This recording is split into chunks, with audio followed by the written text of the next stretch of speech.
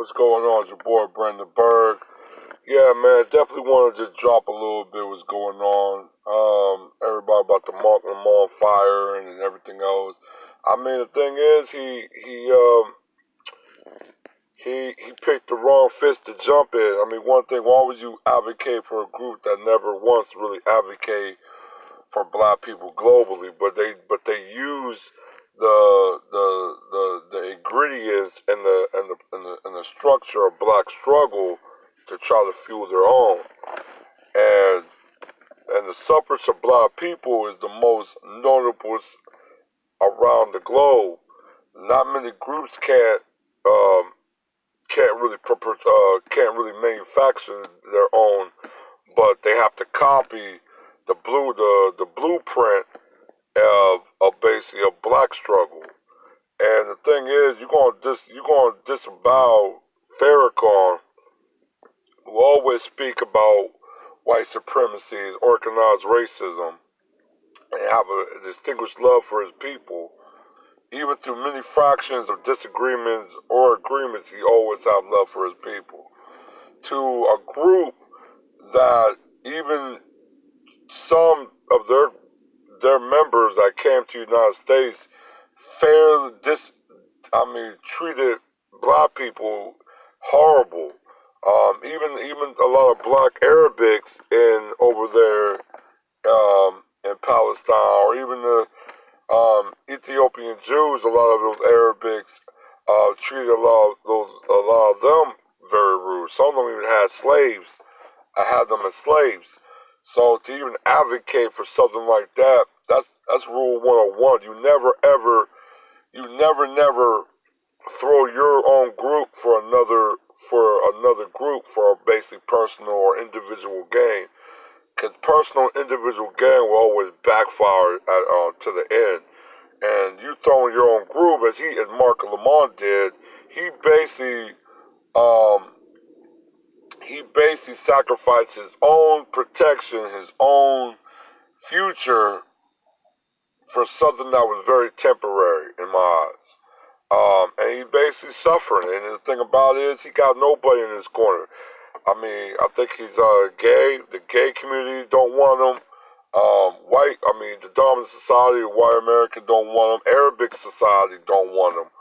And he basically betrayed his very group that is Black American DOS. So we don't want him. So he's basically an entity that just stranded in the void, in my eyes.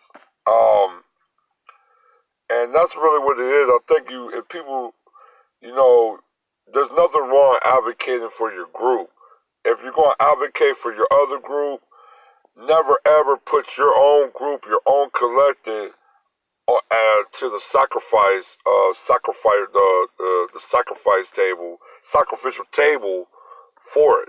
And I think a lot of people did that. A lot of coons did it, and now they're getting it. A lot of them is trying to come back into black society like we're going to actually just turn the other cheeks and forgive them, and that's not going down like that.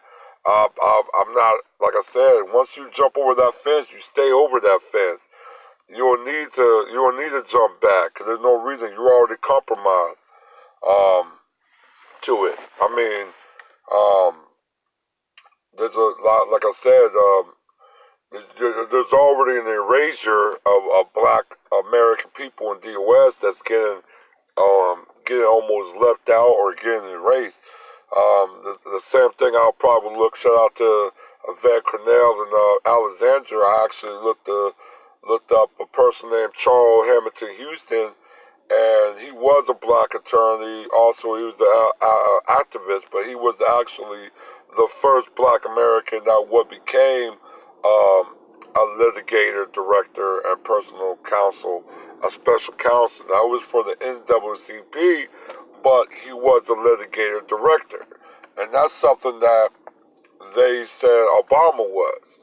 And that to me was a fair lie. That was an outright lie to disclaim something like that. And that's how I understand I could see the erasure before me.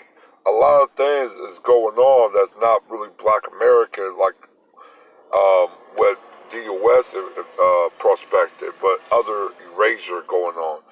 So, and pushbacks. So, I think my say with the Marc Lamont Hill is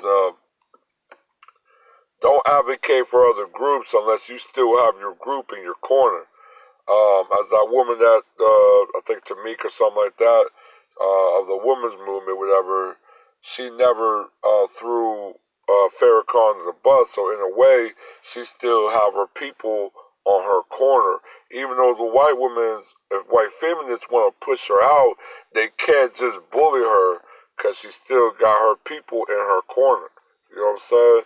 So if you understand the real team that you play for, it's better to navigate on life. You can understand white supremacy, organized racism is very vast, and they can be very patient. They can wait for decades or centuries to make something happen. So you definitely have to understand. If you don't understand, then you're going to get tossed in the fire. That's all I really have to say. All right, one.